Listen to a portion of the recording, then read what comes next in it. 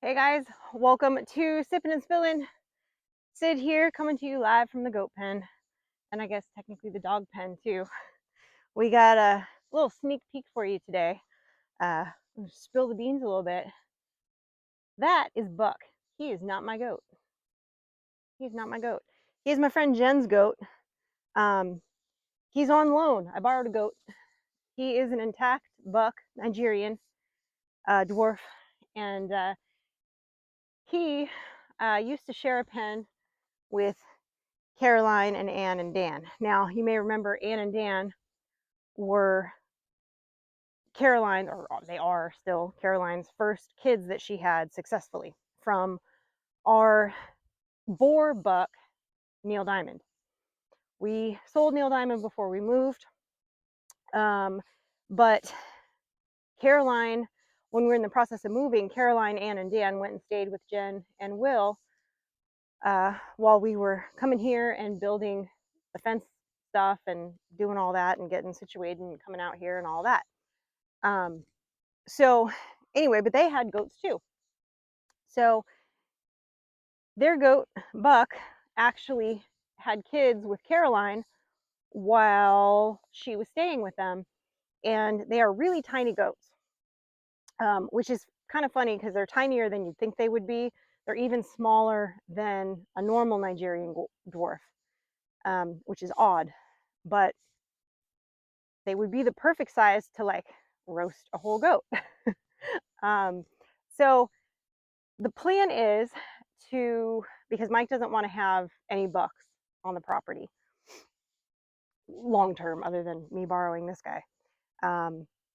So, which is fine. But that just means that I can't be picky. And I know that hers is a closed herd. I know all the things to be careful of, everybody's been dewormed and everyone's vaccinated and it's both of these are closed herds and all of that. So anyway, so he's had kids with Caroline before. They're very small, which is okay. And this will be Anne's first time kidding. So hopefully he does the deed. A lot of times goats will do the deed during the nocturnal hours. So I may not be able to witness it happening. I have not seen him doing any of the typical male buck behavior. For those of you who are not familiar with that, he definitely smells like he's in rut. I've seen the lip curl a few times since he's been here. That is some of the behavior when they're in rut. And then they will do things to impress the lady. They will urinate on themselves. They will pull on themselves with their mouth and urinate on their face. Now, these are typically not things that do it for me on a first date, but to a doe, that's the bee's knees. So that's the equivalent of sending a Cosmo over to the bar, apparently, in goat world. So they love it. So I have not seen him exhibit any of that behavior yet since he's been here, but the initial process of the kind of pecking order stuff, uh, I think it's been a little bit rougher on him than I thought it was going to be. They did kind of gang up on him the first day, kind of hard. And Kusi, because he's picking up on the rest of his herd, doesn't really like this guy right away. He kind of was keeping him separate and herding him away from them.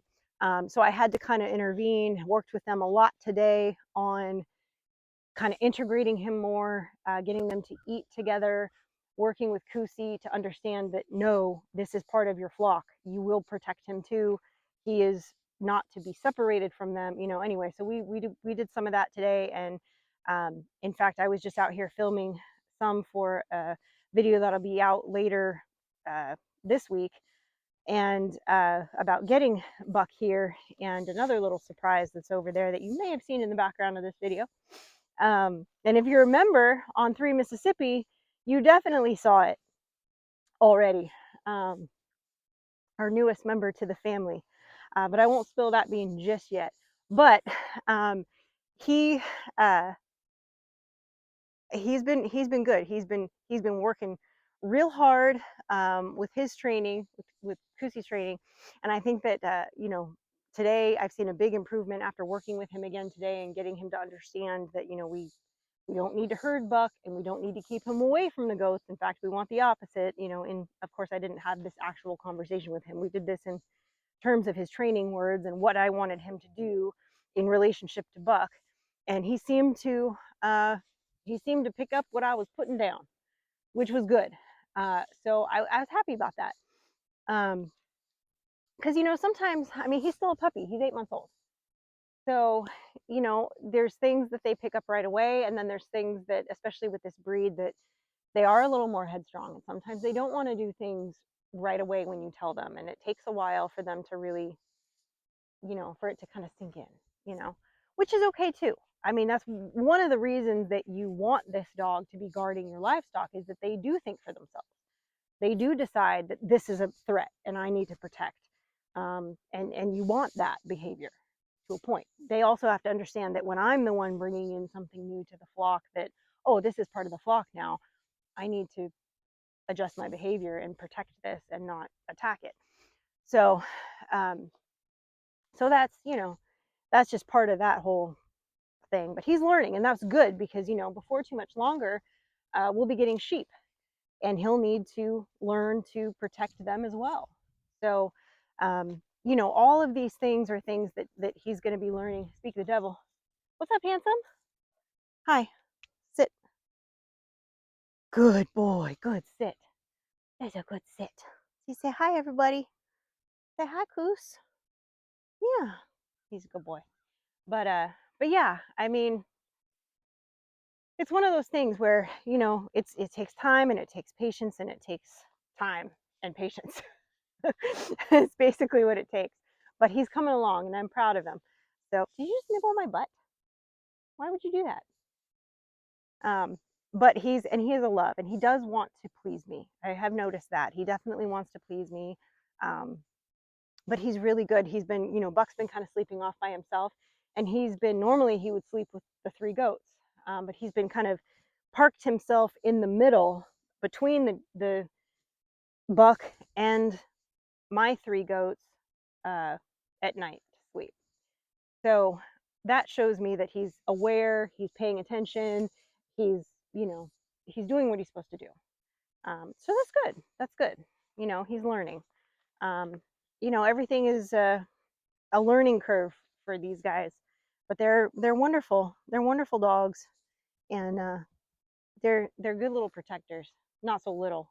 I mean, he's huge. He's bigger than Lundy, our German Shepherd, already, and he's he's a mammoth. He is. He's just a giant love. He's a good boy though.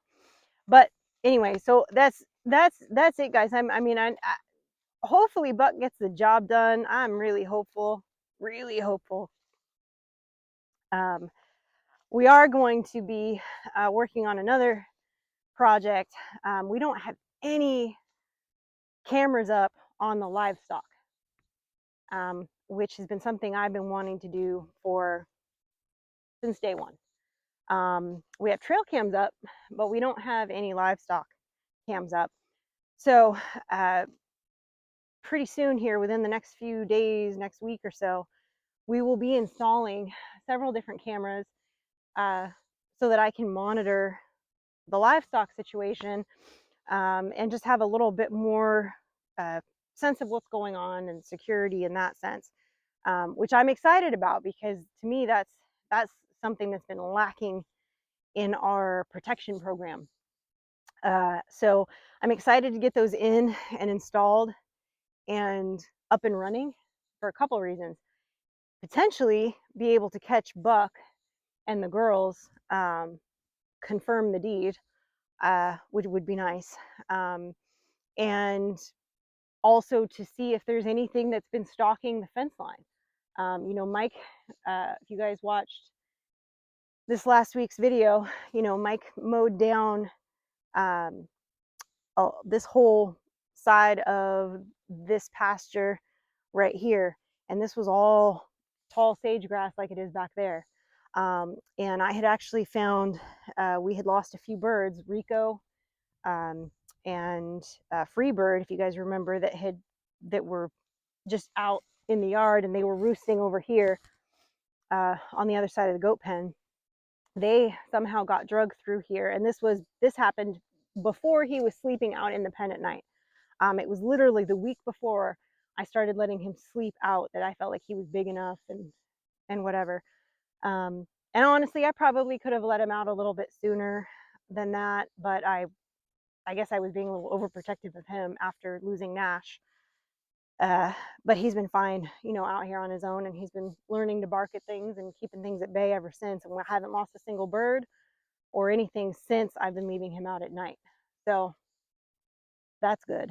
Um, but we found there were several birds that had been drug out here that had gotten out of the coop, um, that, you know, foxes or something had gotten. So having this grass up tall is by the pens is no bueno. So because I had a couple birds that were going rogue, and because the side of the coop isn't done, they're coming out through the top gap, and they were coming out and sleeping wherever they wanted for whatever reason. I've broken all of them of that habit that were doing that. But it took me a while because, and I always have this problem with Americanas. They always want to sleep in the weirdest spots, always really, really up high. Every Americana I've ever had has wanted to roost in like a tree above the coop, like just a pain in the butt. You know, they always want to do weird stuff. It's just, I think it's the thing with colored egg layers in general. I've always had that problem. They always want to go rogue. So, which, you know, that's part of their charm, I suppose. Um, but anyway, so getting this mowed down is huge. Having him out here now at night is great.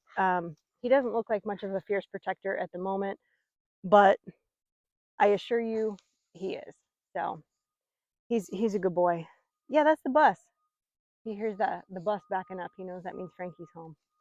Anyway, guys, I look at him go. He's like, I heard something. I got to go check it out. He's a good boy. He knows the routine. So anyway, guys, I appreciate you hanging out with me today. Lots more things in the works this week. Hopefully get those cameras up and running so we can keep things under control. I'm excited that the ducks are starting to lay. That's huge. That means 100% I'm gonna have some duck babies, and that's always an exciting thing. And hey, Buck's coming running. What lit you up, huh? What lit you up, sir? Hi. You gonna go make babies? Go make babies. Yeah, go get busy. You're just a raggedy boy. Anyway, guys, I appreciate you. And as always, stay blessed and safety's off.